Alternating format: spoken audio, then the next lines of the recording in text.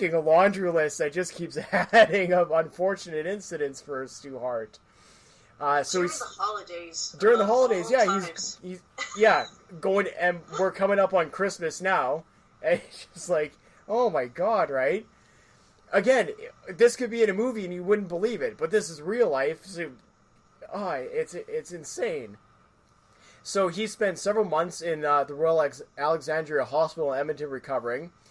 In the springtime, when he was still in the hospital, he was visited by Al Oming. And now that's a very important name that we're going to get to later on, both with you and with one of my guests later on in the program. He was a young neighbor who was drafted into the Royal Canadian Navy for World War II. And that was really what stuck with Stu and made him want to enlist into the Navy for World War II.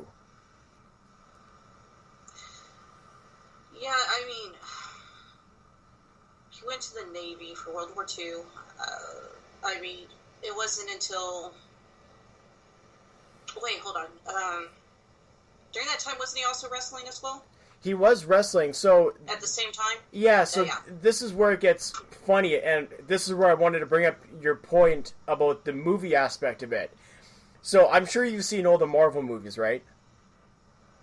Just about, except for, like, the last Avengers. Okay, so you've seen the first Captain America movie, right? Where so he gets enhanced, if you will, but he's like a figurehead for the army, right? They don't let him fight. He's just like a rah guy, and he's doing all these rallies for the troops and whatever. Well, that was legitimately the real life situation that Stu Hart was in. They put him in the Navy, or he was enlisted in the Navy. They saw his athletic background. They named him director of athletics.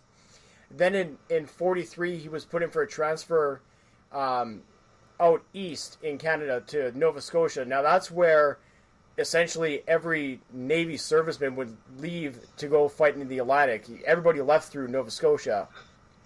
So they being the Navy, had him wrestling for the troops, just like you saw Captain America entertaining the troops that were leaving overseas or were currently overseas, fighting the Germans. There was Stu Hart. That was his actual life role in World War II. Is incredible. So what you're saying is basically Stu Hart's like Captain America. Yeah, he's like... Goddamn, just call him Captain Canada.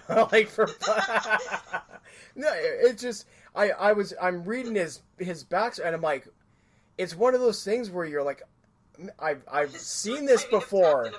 Yeah, like did I not see this? And you put two and two together, it's just mind-boggling. Still one of my favorite Marvel films, first Captain America. It's a tremendous movie. Obviously based on Stu Hart. Basically, Captain America was based off of Stu Hart. Yeah. So during his stay